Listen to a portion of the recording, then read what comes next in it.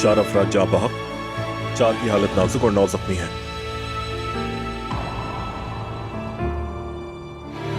Sir हमने तफ्तीश की है, आग लगाई गई है, कुदरती वजूहात की वजह से नहीं लगी। क्या कैमरे की रिकॉर्डिंग देखी है? जी सर देख ली है, ये आग लगाई गई है।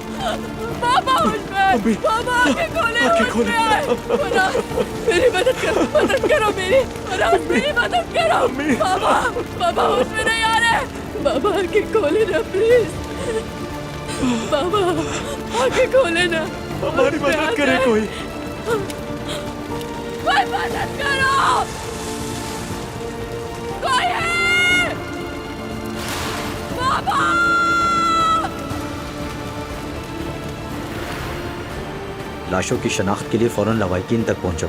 जी सर ठीक है।